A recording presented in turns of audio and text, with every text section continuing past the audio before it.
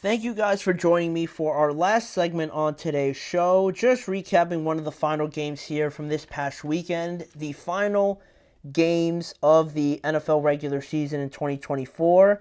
One of them that we had to talk about was the Falcons and Carolina Panthers game. And despite missing the playoffs again for the Atlanta Falcons, they've not made the playoffs since 2017.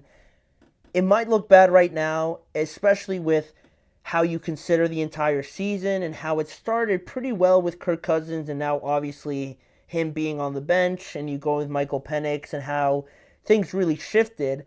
I don't believe it's all bad right now for the Atlanta Falcons at least, because at least they know they got a good feeling about their future franchise quarterback now in Michael Penix through all the ups and downs of this season, like we talked about with Kirk, with leading the division at one point at 6-3, then obviously losing it to the Tampa Bay Buccaneers, and Kirk seemingly getting worse as the season went on. The defense, from where they started, looking pretty promising against the Chiefs, the Eagles, even the Steelers to some extent.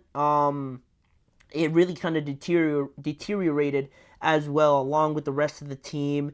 There might be some questions about Raheem Morris potentially, but I think through all of that, through all those ups and downs, because there was a lot of ups, right? Kirk was playing pretty well at one point in this season. Through all of that, I think you can take the silver lining and acknowledge the fact that this decision that you made in the draft last year, where you were questioned heavily by me included, to kind of draft a rookie quarterback in Michael Penix, now looks to be like the best decision that was taken in that first round. So at least you have that, right? A lot of teams can't say that. A lot of teams can't say that they got a young franchise quarterback that they really trust in, and I think the Falcons have that in their organization for sure. And even through yesterday's 44-38 overtime loss to the Panthers, it was a back and forth battle between two young quarterbacks. And you want to talk about tribes and tribulations. Bryce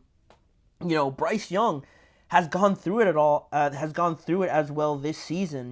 Being benched, being talked about like, oh, is his time in Carolina done? Should he want to trade? Have the Panthers mess this all up again?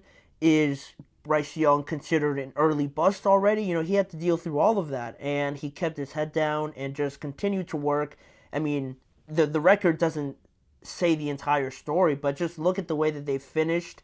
I think Bryce Young definitely deserves a lot of credit for that. And Michael Penix Jr. in this game against the Panthers, he definitely gave it his best effort with throwing for 312 yards, 2 touchdowns, and 1 interception that kept Atlanta in it really the entire contest. And I think really throughout the majority of these 3 games, constantly, I think Michael Penix being in there as the starting quarterback, I think it really has shown us the full potential and the full ceiling that the Falcons can really get to when they had the right quarterback in their system. And we didn't see it obviously with Desmond Ridder.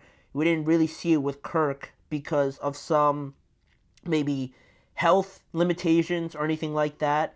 And now we're starting to see it with Michael Penix. So I think that's also one of the biggest things to kind of take away from this is that we can see it now. We can see the vision now. This is what this offense is supposed to look like. And even though he's only played 3 games this season and Michael Penix ends his rookie season with a 1-2 record in the 3 games that he started, it's still, not, it doesn't go without saying that he played very well. And there's a lot of positives you can take from that as well. And on the other side of things, I mentioned Bryce Young before. He threw for 3 touchdowns, 251 yards, and 2 rushing touchdowns as well to help Carolina, finish with a 5-12 record. You're not going to write home about it, but on a positive note, it's still something, right? You played pretty well against the Chiefs. You played pretty well against the Eagles. 2 games you arguably should have won. Probably should have beat the Buccaneers that one week in Carolina as well. There's been glimpses, right? And Bryce Young, I think, showing a consistent level over the last few weeks here to end it.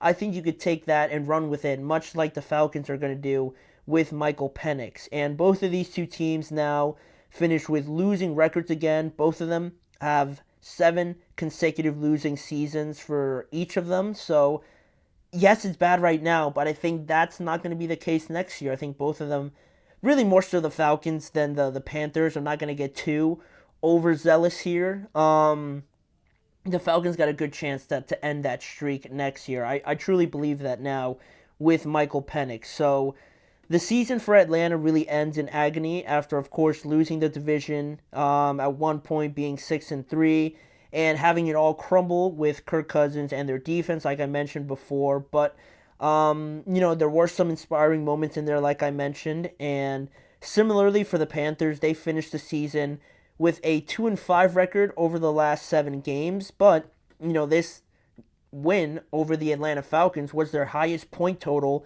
of the entire year, and really a revitalized Bryce Young, who got even more of a boost of confidence from his head coach Dave Canales, who was the one that ended up benching him. But to go from that point to now, after the game, Dave Canales saying that Bryce Young is their quarterback, I think is the perfect ending for this season, and hopefully for the Carolina Panthers to find some more positives going forward, right? It doesn't look like they're going to fire another head coach, which is great, and it looks like they're not going to shuffle to another quarterback, so that's also another win for them. And this game's madness, along with the Saints and Bucks game, was the most exciting part of the 1 o'clock window, to kind of follow along simultaneously, to see the Falcons winning and the Buccaneers starting to lose, then the Buccaneers making a comeback and the Falcons trying to stay close with the Carolina Panthers. All of that was great to see. But unfortunately, the Bucks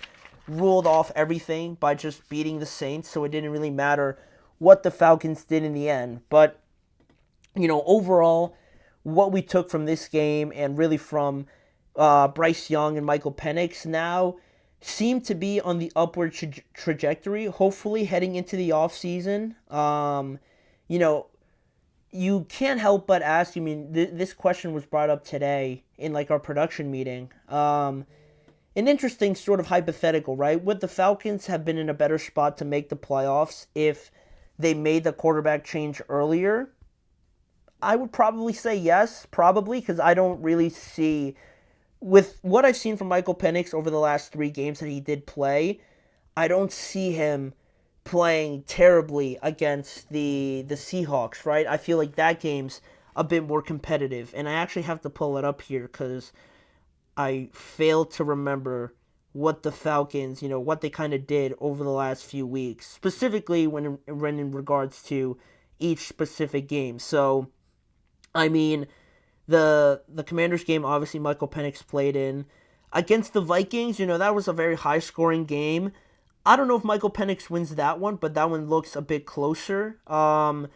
Against the Chargers, oh God, how could I forget that one? The Michael Penix is not throwing, 4 interceptions.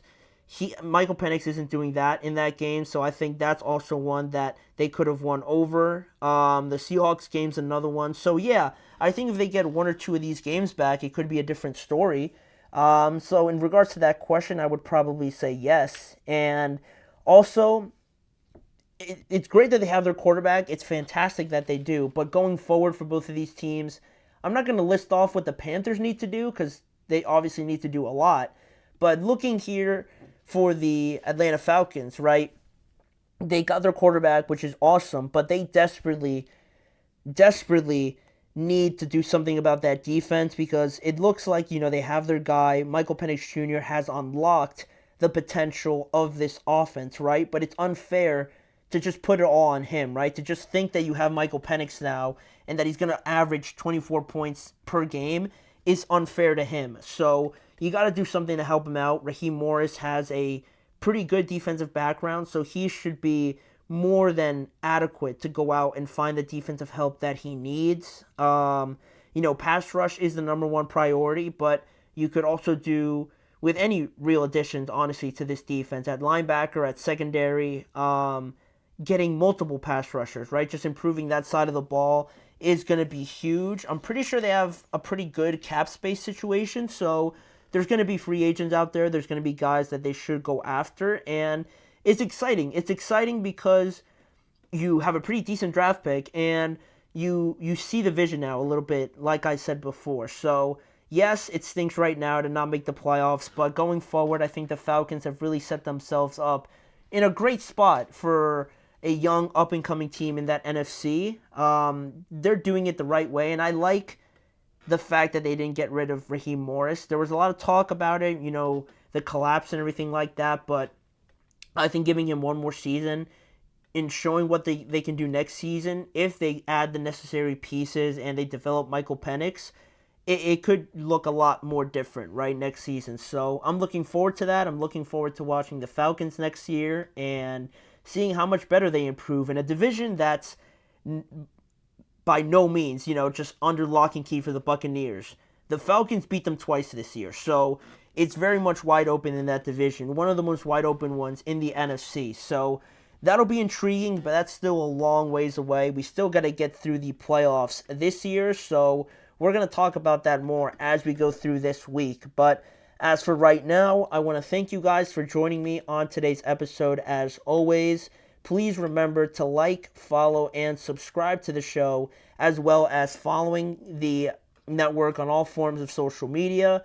And if you want to see more of the Chip Shot Football podcast, please check out the Sports Network channel and the Podcast Network channel on YouTube, where you can see more of these live shows and more content really around the NFL with me, Manny Maradiaga, as your host, including breakdowns, previews, recaps, all the breaking news around the NFL as well can all be found on both YouTube channels, so go make sure to do that. And just for today, thank you guys again for joining me, and I hope to see you guys back here again same time tomorrow with me, discussing some more about the playoffs and some of these off-season moves around the NFL.